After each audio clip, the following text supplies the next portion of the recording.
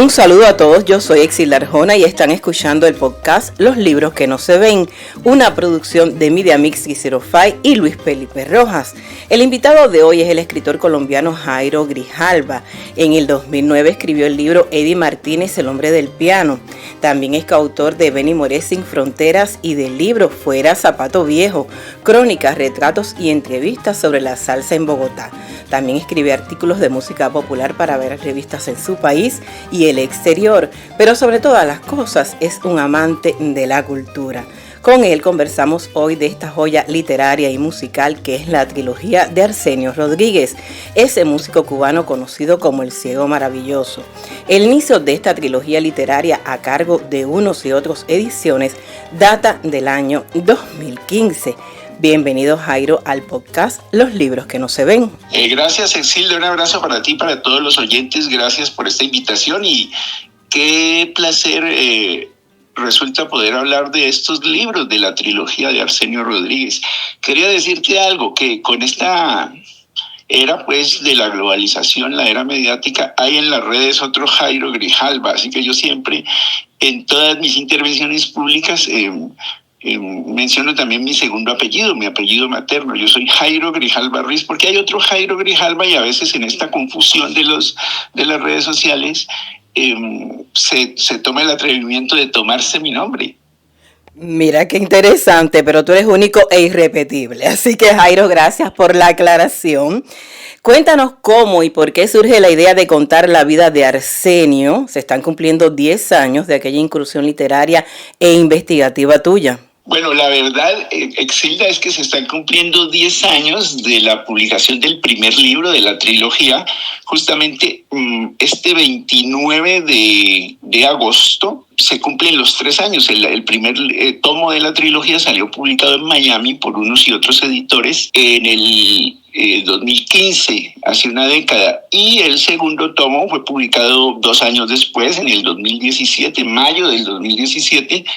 Completamos la publicación de la trilogía al año siguiente, en el 2018, en agosto, justamente comenzando agosto del 2018, pero esto lo escribí mucho tiempo atrás. Realmente para contarte cómo surgieron los libros tengo que remontarme más o menos al año 1984 por allí, o finales del 83, que es cuando yo dejo mi ciudad natal, o sea, me voy de Popayán. Yo había terminado mis estudios de lo que se llama aquí el pregrado en antropología, y surgió la posibilidad de irme para los Estados Unidos a finales de 1983, porque aquí hubo un terremoto que destruyó la ciudad en marzo del 83, y pues no tenía como posibilidades de seguir aquí ni laborales ni académicas, así que opté por viajar a los Estados Unidos. Obtuve una beca y comencé mis estudios de doctorado en una universidad en Nueva York. Y es allí cuando planteo yo, como trabajo de investigación y como trabajo de doctorado, de disertación doctoral, mi investigación sobre la diáspora africana en América. Y yo venía ya con cierto interés por Arsenio Rodríguez desde la adolescencia, porque había conocido a algunos músicos acá en Colombia, en mi época del colegio y de la primera parte de la universidad, que tenían de alguna u otra manera a Arsenio Rodríguez en la cabeza siempre. Es la época, digamos, de la explosión de la salsa de finales de los 70, y había algunos de ellos, entre ellos un cubano que se llamaba Benny Bustillo, que había sido trompetista de Arsenio. Entonces tuve la ocasión de hacer, yo también estudié cine desde muy temprano, entonces tuve la ocasión de hacer un cortometraje en formato Super 8, recordando a este músico que había fallecido recientemente en Bogotá. Benny Bustillo había sido trompetista de Arsenio en los 40 y luego se fue de Cuba en los mismos años 40 y se estableció en Perú y finalmente vino a parar a Colombia, donde vivió de los 60 a los 70. Pero esa no es una época de redes sociales ni de internet. Todo lo que tú podías averiguar de un personaje de ese calibre, pues lo averiguabas de oídas, ¿no? Porque la gente te contaba, porque tenían un disco, o porque decían, mira, es el compositor de este disco que se está tocando aquí en el tocadiscos y la orquesta es la de Larry Harlow, o la de Eddie Palmieri, o es Celia Cruz la que está cantando, pero el autor de ese tema es Arsenio Rodríguez. Entonces empezó ese nombre a interesarme porque yo estaba definiendo también mi campo de interés de investigación en la antropología. Yo estudié antropología y tuve dos maestros pues, que creo que fueron fundamentales en mi formación. Manuel Zapata Olivella, un gran escritor afrocolombiano de la región del Caribe colombiano, que fue quien escribió el libro Changó el Gran Putas, un libro que le mereció la Legión de Honor por parte del presidente François Mitterrand en Francia. Y él, que era de la generación de García Márquez, fue el padre de la musicología en Colombia, de lo que tiene que ver con el Caribe, con la música del Caribe, que pues obviamente Colombia forma parte de ese universo maravilloso que es el Caribe. Entonces él me dijo, mira, tú tienes que hacer algo original, tienes que crear un nuevo punto de investigación, y ahí me habló de la salsa y de Cuba y de Nueva York, y volvió y me mencionó varias veces a Arsenio Rodríguez, o sea que el nombre de Arsenio me venía sonando desde muy joven. Y por el otro lado estaba Guillermo Abadía Morales. Yo fui asistente de investigación de él en mi época ya final de la universidad acá en Colombia, y él me mostró el Pacífico, el otro lado de Colombia, el Océano Pacífico, y resulta que el río Atrato, que está en el Océano Pacífico, pues es la puerta de entrada de Colombia al Océano Pacífico, pero también la puerta de salida del Océano Pacífico hacia el Atlántico, porque el río Atrato desemboca en el Urabá de Chocó y Antioquia, que están en el Atlántico, ¿sí? Entonces por ahí entraba la música de Cuba. En la medida en que yo entré al río Atrato para trabajar con Guillermo Abadía Morales, no solo encontré música del Atrato, música del Pacífico, sino encontré mucha persistencia de la música del Caribe y particularmente de la música de Cuba y en general de las Antillas, en esta zona de Colombia que está un poco volcada hacia el Océano Pacífico y que es un territorio 100% afrocolombiano. Entonces, Arsenio se fue convirtiendo como en un héroe para mí, sí, desde muy temprana edad, por decirlo de alguna manera. Pero yo no tenía idea de quién era, ni si era blanco, si era negro, si era rubio, si era bajito, si era alto, porque no teníamos esa facilidad que hay ahora. Estamos hablando de los 70 y comienzos de los 80. Si no ibas a una biblioteca o si no tenías la fotografía del personaje ahí en la mano, o un periódico, una hemeroteca donde pudieras ver una foto, un reportaje, no lo conocías. Entonces lo vine a conocer, realmente vine a enterarme de quién era Arsenio por primera vez cuando me enfrenté ya con su discografía, con sus propios discos hechos a su nombre y donde figuraba él, digamos, en la portada del disco. Entonces, con que este es Arsenio. Sí, y allí fue como lo encontré, de esa manera, en los discos. Qué interesante, Jairo, todo esto que nos has contado. Hurgar en los archivos, buscar documentos, visitar países, ciudades, recopilar testimonios, fotografías, te llevaron casi 2 décadas de investigación. Se dice fácil, pero es bastante. Al final, Jairo, ¿el libro resultó lo que tú esperabas? Sí, mira que, Exilda, mira que esto también tiene que ver con frustraciones y con satisfacciones que se va encontrando uno en el camino.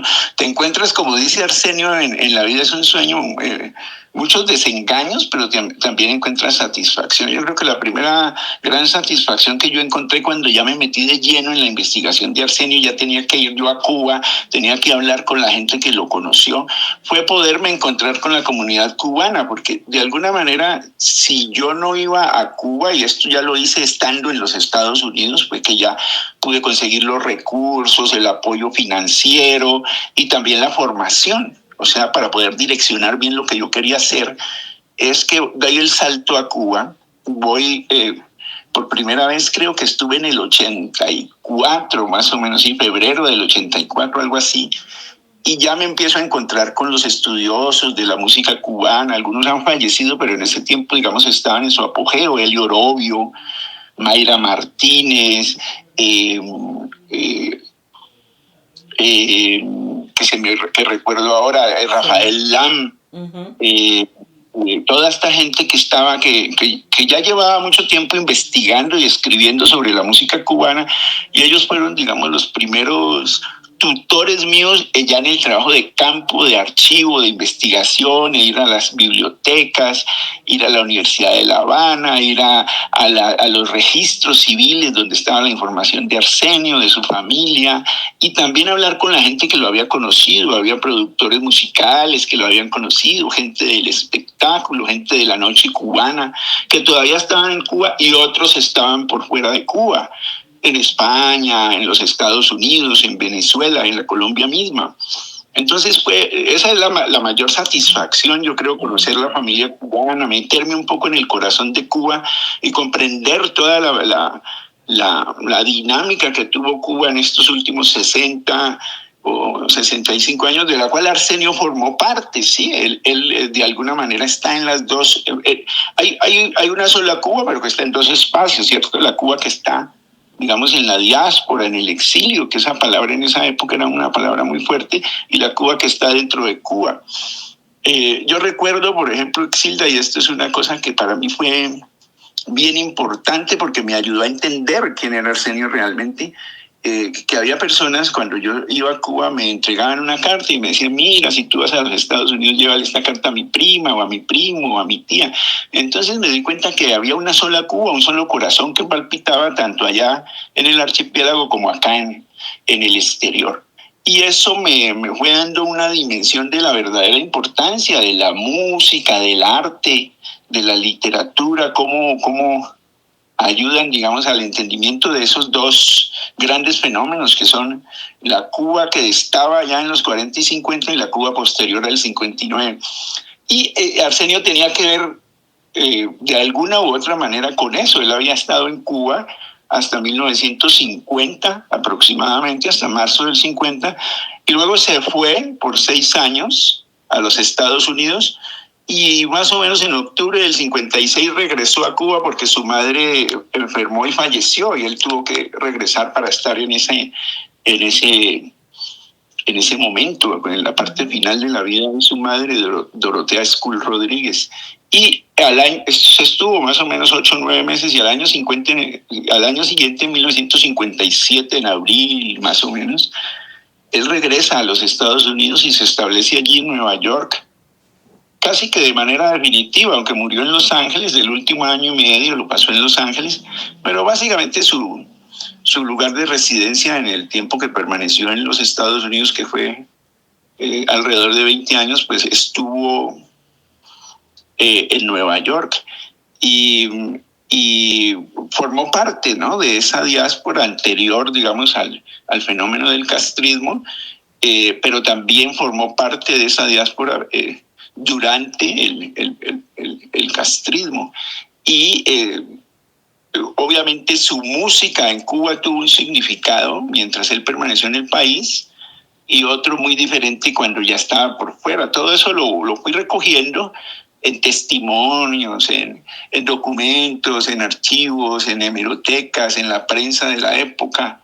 En la prensa de la época en varios países, a propósito, porque la huella de Arsenio está no solamente en la prensa cubana, hasta el 50, por decir algo, y luego hasta parte del 56, sino sobre todo en la prensa norteamericana, en la prensa de Puerto Rico, que fue los países donde él se movió en ese periodo que ya estuvo fuera de Cuba.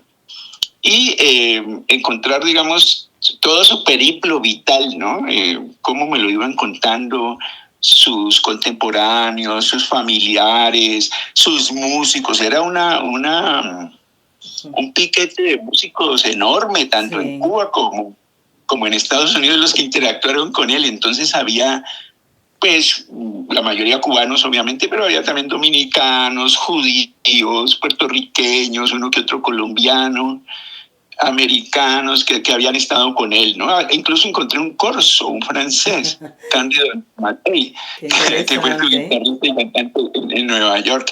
Entonces, digamos que la mayor satisfacción, haber podido acercarme a la familia cubana y de alguna manera también haber sido adoptado por ellos, ¿no? Porque gracias a los cubanos de todas las condiciones sociales e intelectuales, pues yo pude armar el rompecabezas de Arsenio. El reto o la apuesta que me propuse cuando ya me lo planteé como un trabajo de doctorado era como recoger todo lo que había de Arsenio, como plantear cuál era el estado de arte del conocimiento que había sobre Arsenio. Te hablo en los 80, de tal manera que yo escribí los libros realmente en los 80, finalizando el doctorado. Yo ya tenía mi disertación, que digamos que era como una versión resumida de la trilogía, una versión de unas 700, 800 páginas. La trilogía tiene más de 1000 páginas, que fue lo que presenté como disertación doctoral.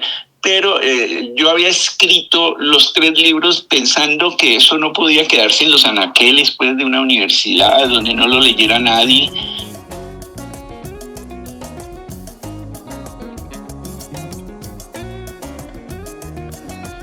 Soy Exil Arjona y están escuchando el podcast Los Libros que no se ven. Estamos conversando con el escritor colombiano Jairo Grijalva sobre su trilogía del músico cubano Arsenio Rodríguez.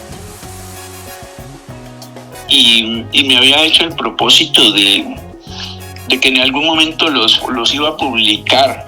Y allí vienen los desengaños, allí vienen las grandes frustraciones que viví. Y es que el hecho en ese momento, cuando yo postulaba los 3 libros, el primero especialmente en las editoriales, bueno, en Colombia y en los Estados Unidos, en México, especialmente en las grandes editoriales en español, ¿no? De habla hispana, pero también de los Estados Unidos, y me choqué con un mundo impenetrable, ¿no? Era un mundo muy difícil en donde no había como cabida para este tipo de libros, pero también me fui dando cuenta que el hecho de que Arsenio fuera negro, y aquí viene el tema de los prejuicios raciales, sí, cerraba puertas, y que fuera un hombre contestatario, y que hubiera sido crítico, y que hubiera sido una persona que había hablado contra los prejuicios raciales en su música, que había hablado de la diáspora, que había hablado de África, que había tenido una posición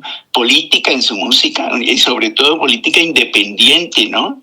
No una posición política partidista, sino una posición política independiente. Cerraba puertas. Las editoriales de algún modo censuraban este tipo de temas. Yo creo que el mundo no estaba preparado a finales de los 80 para conocer a Arsenio. De hecho, nadie había escrito nada sobre Arsenio. Y algunas personas sí recuerdo, por ejemplo, a Lina Méndez Bravet en Cuba. Ella había escrito su tesis de doctorado en periodismo con otro amigo mío, Jorge, se me escapa ahora el apellido de Jorge González. Sí. Ellos habían escrito una tesis, pero nunca fue publicada. La tesis la conocí en esa época cuando yo iba mucho a las bibliotecas, sobre todo de la Universidad de La Habana. Allí estaba la tesis y la pude incluso copiar. Era complicado también copiar porque era una época en que en Cuba era muy difícil, en La Habana sobre todo, encontrar una fotocopiadora y tener como las disposiciones que tienes ahora, que todo lo puedes digitalizar, fotografiar, grabar, en fin, era complicado. Claro. Ese amigo Jorge, desde esa época lo tengo entre mis amigos que estaban en Cuba y que luego se fueron a Europa o a los Estados Unidos, y era el único punto de referencia que había para, por lo menos de mi generación. Ellos son de mi generación, somos la generación que nacimos a comienzos de los 60. Era el único libro que era para mí punto de referencia de que tuviera que ver algo con Arsenio. Sin embargo, era un libro muy breve, ¿no? Era una tesis de grado, de pregrado en periodismo de la Universidad de La Habana, pero era una especie de estado del arte de lo que se había escrito sobre Arsenio en Cuba, en la Cuba contemporánea. Jairo, entonces es por eso que tú decides hacerlo con una editorial independiente, hacerlo con unos y otros ediciones, al no tener el alcance a las grandes editoriales. ahí viene otra arista, digamos, de lo que es la lucha por publicar, ¿no? En el mundo entero.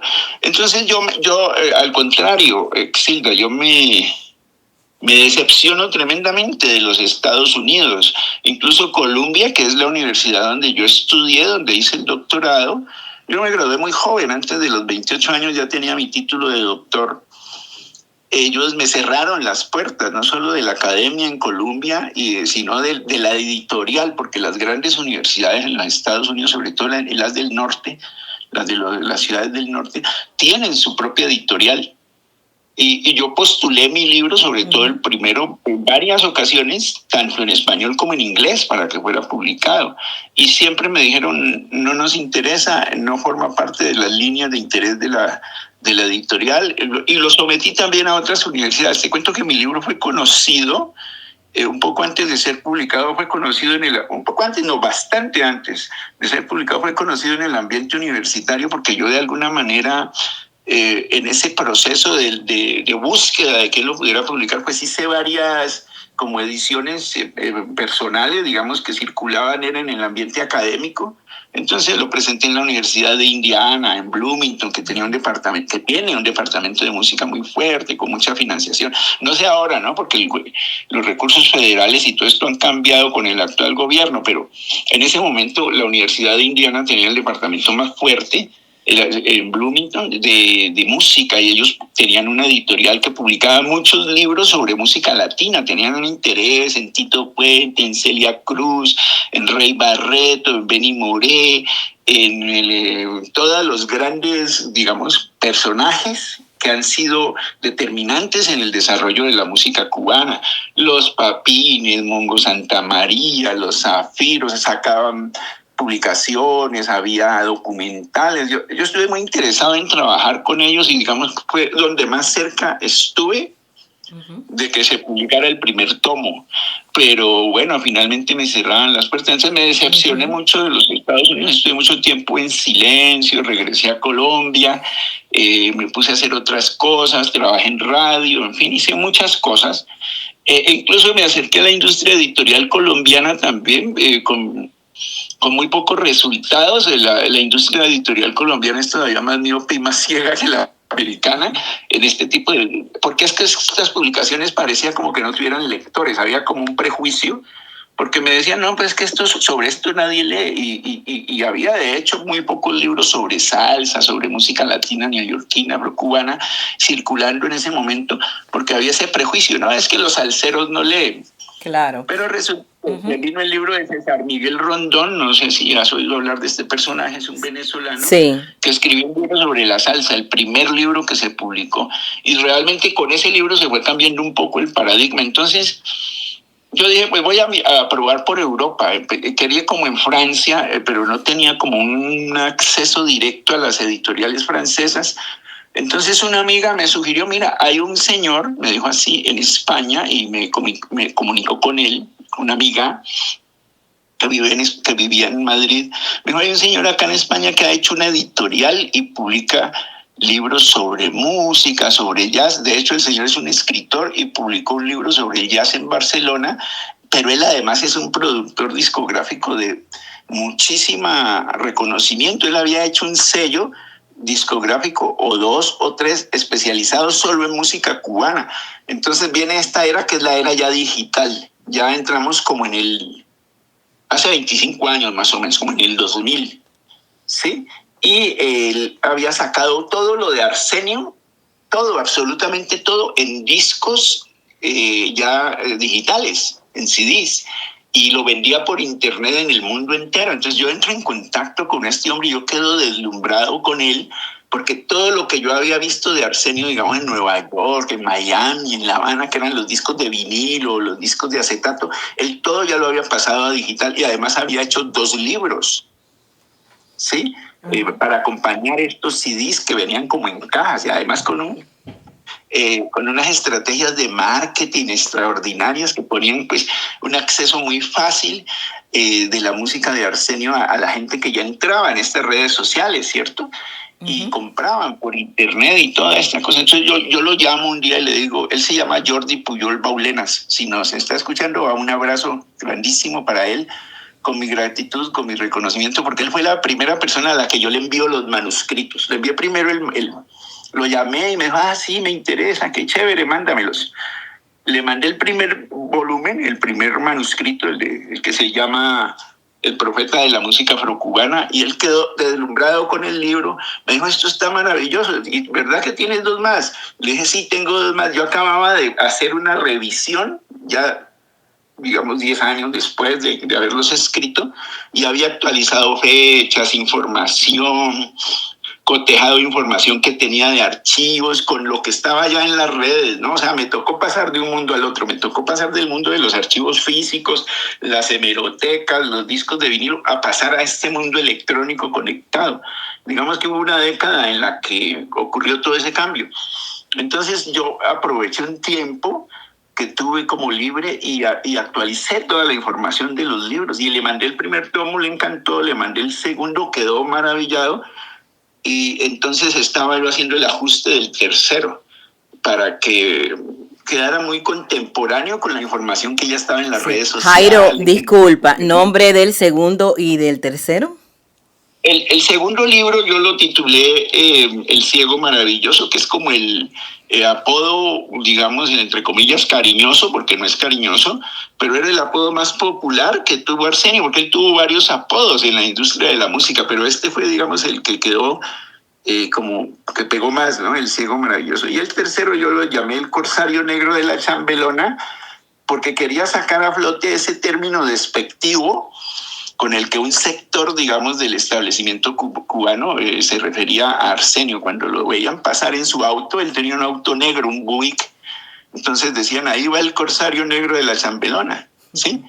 Porque el carro era negro, Arsenio era negro, entonces el corsario es una manera de decir pirata.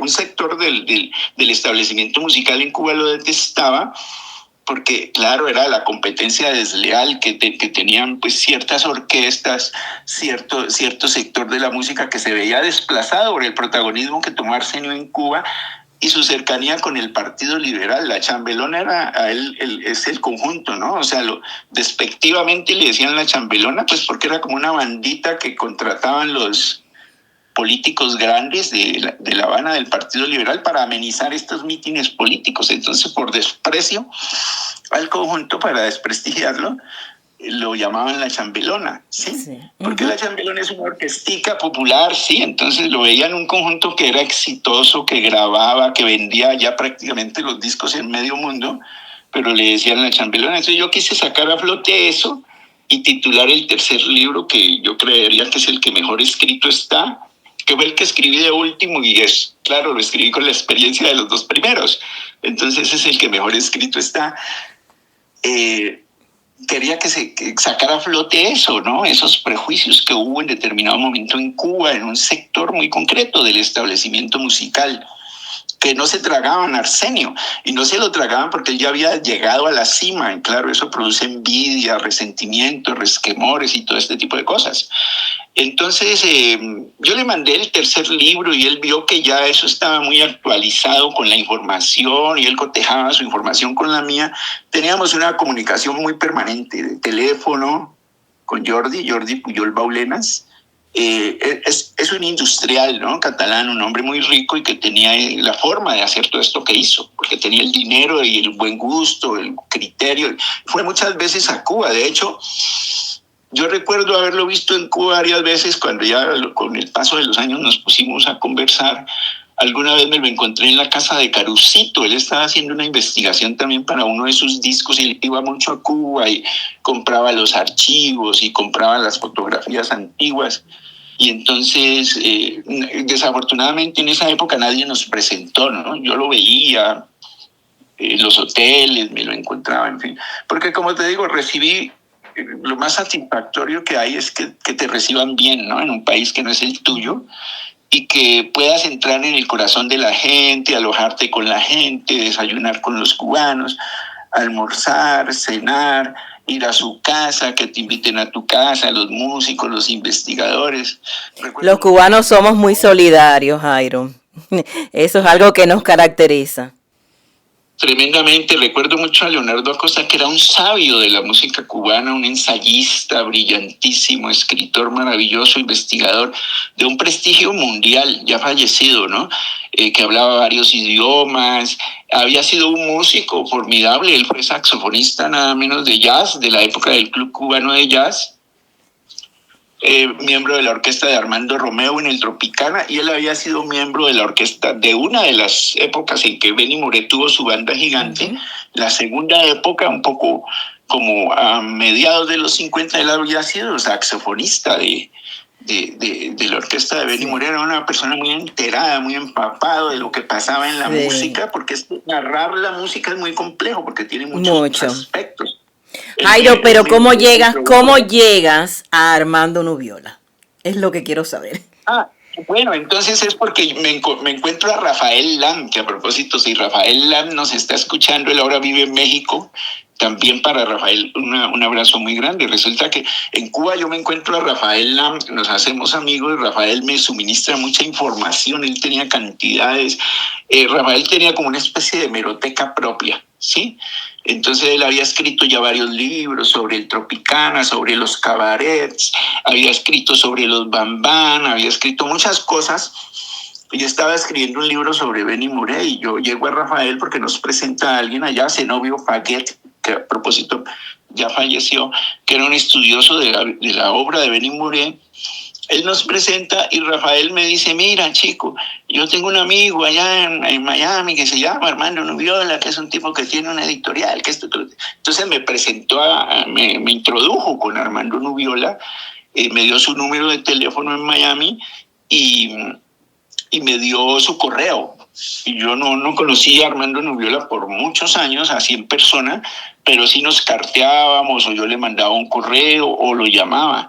Había como un interés, sí, pero Armando no estaba para nada interesado en publicarme. Realmente yo lo vine a convencer mucho tiempo después porque Armando estaba interesado en publicar cosas de teatro, de santería, de literatura, de cuento, de novela, de historia, incluso de poesía. Y porque no había nadie, es que mira, la gente se convence cuando hay alguien más que está haciendo lo que tú estás haciendo, como cuando yo pongo un negocio en la esquina, pongo una barbería, y mi barbería tiene éxito, ahí mismo ponen 3 barberías más en la calle. Entonces, así mismo pasa con los libros, es que no se interesaban mucho en Arsenio, porque Arsenio había caído como en el olvido, y porque además pasaba algo muy particular con Arsenio, y es que su música estaba presente en todas partes, pero él no. Sí, ni siquiera la tumba de Arsenio en esa época tenía una lápida. Digamos que el batiburrillo que se armó con mis libros generó también una conciencia sobre la lápida de Arsenio en la tumba, porque yo escribí un artículo, recuerdo mucho, no sé en qué época, tal vez en el 97 por ahí, que se llamaba La tumba sin lápida, Requiem por Arsenio Rodríguez, y lo publiqué en un periódico en Nueva York, en un periódico del Bronx.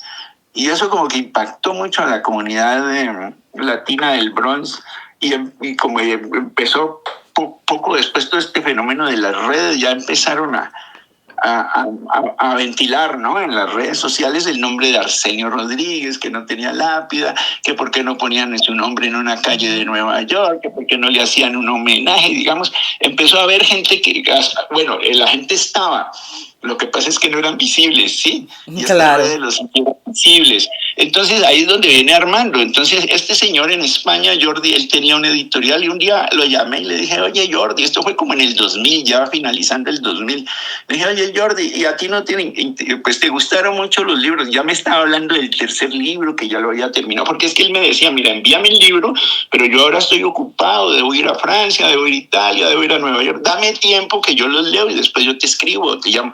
Y claro, él me escribía, mira que estoy en Singapur, o que estoy en Nueva York, o que estoy en Tokio, donde estoy, pero que los he leído, que he leído esto, y me hacía observaciones, y yo hacía ajustes, o me retroalimentaba comentarios.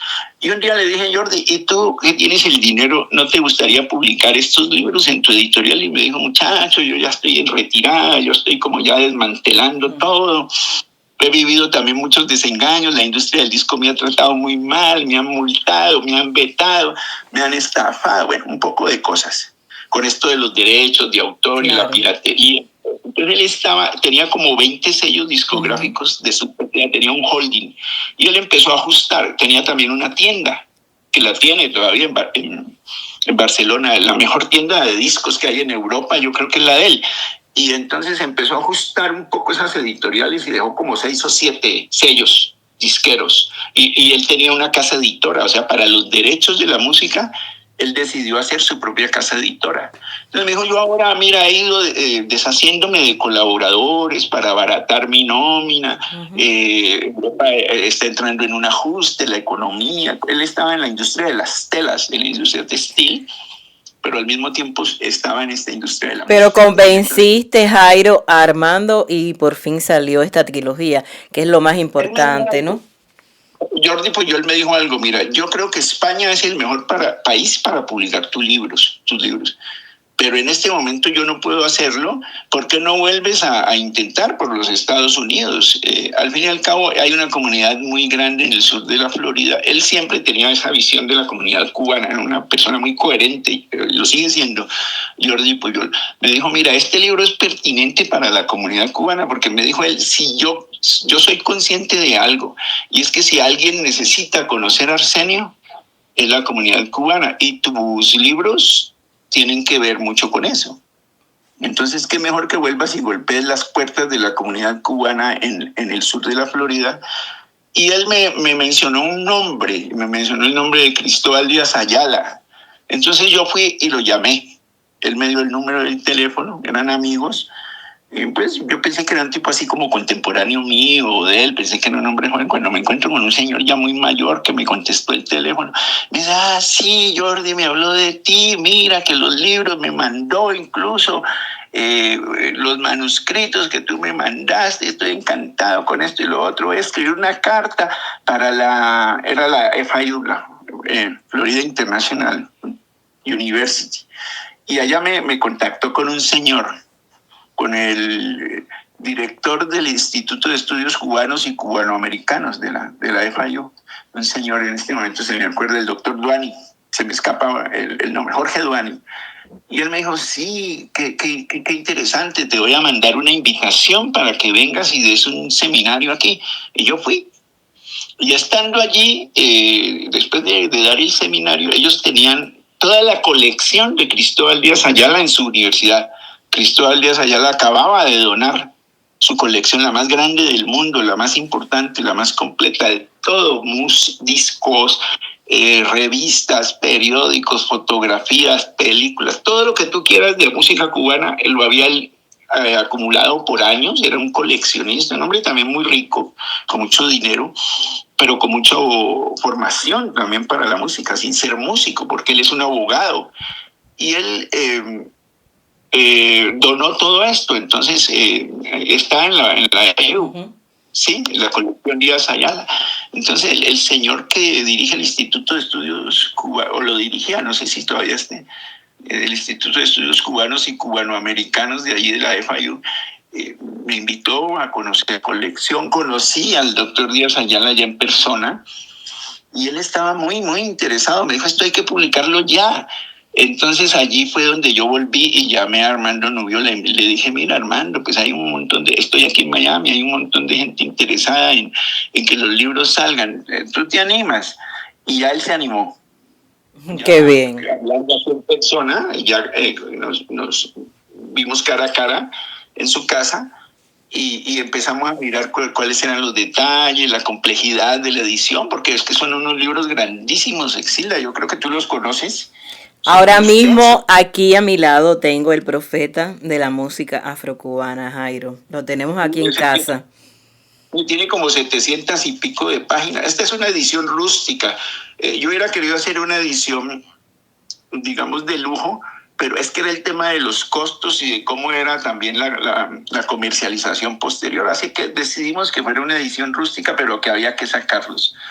Y me estuve un tiempo realmente largo en la Florida para poder llevar a cabo esto, porque ya yo llegué al convencimiento de que una publicación de esa complejidad que también tiene una complejidad técnica, académica, así que las cosas sean coherentes, las notas de pie de página, la bibliografía, que la información pues tenga una fundamentación académica, ¿cierto?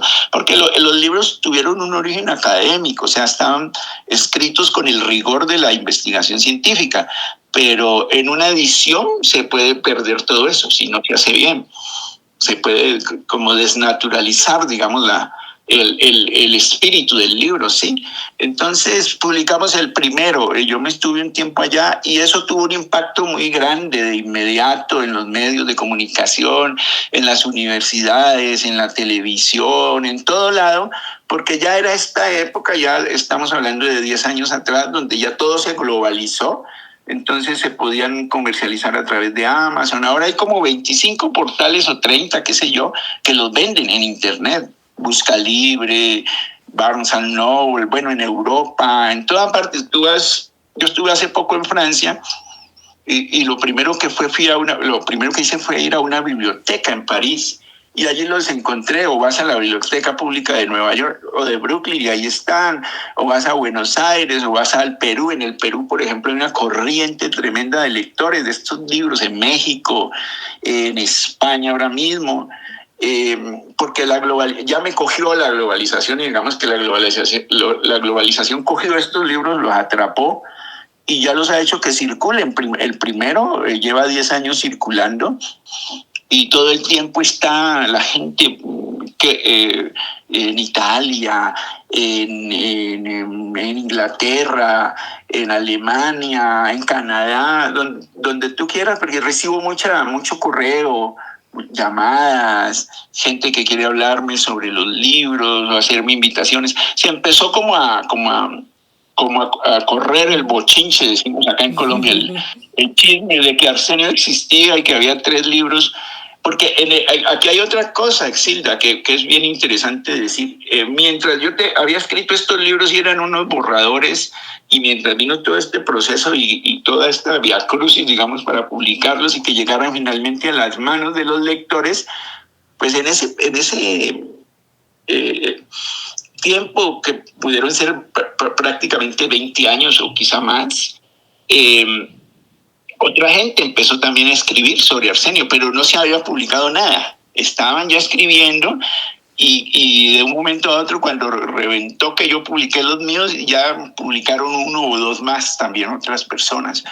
Un señor en los Estados Unidos, un señor en Los Ángeles, publicó una tesis en inglés, y otro señor, no recuerdo, de Puerto Rico tal vez. Pero era lo único. Pero digamos que el hecho de que el señor hubiera publicado ese libro en inglés ya de alguna manera lo hizo invisible en la comunidad latina, ¿sí? Porque es que también esos son mercados como antagónicos, los libros en inglés y los libros en español, como que el que compra en inglés un libro como que no los compra en español y al revés. Claro. Entonces, pero Jairo, lo importante... Jairo, disculpa. Lo importante de todo esto es que valió la pena toda la investigación, valió la pena todo lo que hiciste para sacar a la luz la figura de Arsenio Rodríguez. Hoy es, podemos decir, internacional, y tú pusiste un gran grano de arena para que se conociera la vida y obra, ¿no? Y su música también. Sí, yo digamos que en el tiempo en que... Bueno, el tiempo que transcurrió, imagínate, Exilda, entre el año 84, 85, por ahí, hasta ahora, pues han pasado 4 décadas. Y en esas 4 décadas he tratado de hacer de todo para hacer visible a Arsenio en todas partes. He hecho radio cuando la radio no era por internet. Yo hacía radio en Colombia y en los Estados Unidos también, recuerdo. Y luego cuando vino la radio por internet, que se globalizó todo, pues mucho más. He trabajado con gente que ha hecho discos sobre Arsenio, he trabajado con gente que ha hecho obras de teatro sobre Arsenio, incluso hasta la puesta en escena. Bueno, ahora último hubo una obra de teatro que hizo una compañía neoyorquina, una compañía del Bronx, que es una compañía muy como de lo que es este tiempo, una compañía global, porque la conforman cubanos, cubanos de la diáspora, judíos, americanos, colombianos, puertorriqueños, mexicanos, y esta compañía está establecida en el Bronx, que a propósito también en el distrito o el condado donde vivió Arsenio, y ellos sacaron una obra de teatro el año pasado, que hace poco, el año antepasado y pasado, y hace poco en octubre, noviembre del año pasado, ellos estuvieron en Senegal, en Dakar, presentando la obra. O sea, ya han ido a África, van a venir ahora a Colombia. La han presentado cuando la estrenaron en el teatro, ID Estudio Teatro, así se llama. Estuvo 3 meses en cartelera. He estado como en la producción de 2 o 3 discos de orquestas o de músicos que han hecho discos con la música de Arsenio, como recopilando, como relanzando, ¿cómo se podría decir? Reoxigenando la música con los elementos tecnológicos de ahora, pero manteniendo la base, el espíritu, la intencionalidad de esa música. Uno de esos discos pues fue muy bien recibido y muy bien comentado por la comunidad de la industria del disco en general, por la revista Billboard, que eso fue creo en el año 2017, que fue un disco que hizo Luis Bofill, que a propósito, si nos está escuchando ahí en Miami, le mando un abrazo, un gran señor, un cantante cubano establecido allí en el sur de la Florida. Otro disco hizo el grupo folclórico y experimental neoyorquino allá en Nueva York, y lo grabaron en vivo a propósito en un concierto en el Hostos Community College en Nueva York. Este es un grupo legendario que se formó en los años, a comienzos de los 70, y en esa época, entre el 70 y el 75, por ahí ellos hicieron 2 discos que son como discos de culto, muy inspirados en la obra de Arsenio, pero nunca volvieron a hacer nada más, y resulta que en el año 2011 o 10 por ahí se volvieron a reunir los que quedaban para participar en el homenaje que la ciudad de Nueva York le hizo a Arsenio Rodríguez, porque resulta que con el paso del tiempo la ciudad de Nueva York, es decir, la alcaldía, estaba creo que el alcalde Bloomberg en ese momento, decidieron poner fondos y recursos y unirse con la comunidad latina del Bronx para hacer un homenaje a Arsenio. Entonces buscaron en Cuba, por allá en Marianao, en Lobton, en Pogolotti, encontraron a la hija de Arsenio y a la nieta y los llevaron allá a Nueva York, le pusieron el nombre de Arsenio a una calle, sí, oficial en Nueva York, hicieron un homenaje multitudinario en el Hotel Hilton. Un fenómeno. Un fenómeno musical, Arsenio. Pusieron la lápida, por fin, para que la tumba de Arsenio no fuera una tumba sin lápida, y le pusieron una lápida. Y aquí también vale la pena decir algo, Exilda, y es que la comunidad musical aportó, la comunidad musical neoyorquina, que está conformada por puertorriqueños, neoyorricas, colombianos, panameños, venezolanos, brasileros, cubanos, judíos, americanos, en fin, aportaron. Y Larry Harlow, que era como el hombre, digamos, más interesado en que el nombre de Arsenio quedara en esa lápida, él dio el dinero finalmente para pagar una lápida de bronce y dignificar esa tumba, que era una tumba anónima por prácticamente, qué sé yo, desde 1970, esto fue en el 2010. Jairo, estuviéramos un día entero hablando de Arsenio. Yo creo que después vamos a tener que volver a hablar contigo. Te agradecemos muchísimo que hayas estado en el podcast Los Libros que no se ven. Ya te digo, necesitaríamos muchos días para hablar de Arsenio, para hablar de todo lo que tú hiciste, de tu investigación, pero creo que ya los que nos escuchan se van a llevar una buena idea de todo lo que te llevó para al final tener esta trilogía sobre Arsenio Rodríguez. Así que muchísimas gracias, Jairo, por haber estado en el podcast. Gracias a ti, Exilda, y pues decirle a los oyentes, que sé que son muchísimos, que allí está la trilogía para que la lean. Ahora estamos trabajando con un traductor americano, un californiano, para traducirla al inglés al completo, ya los 3 tomos. Estamos ahora trabajando en el primero. Porque la idea es que también vamos a sacar una publicación en inglés de la trilogía, próximamente. No tengo todavía una fecha, pero muy próximamente.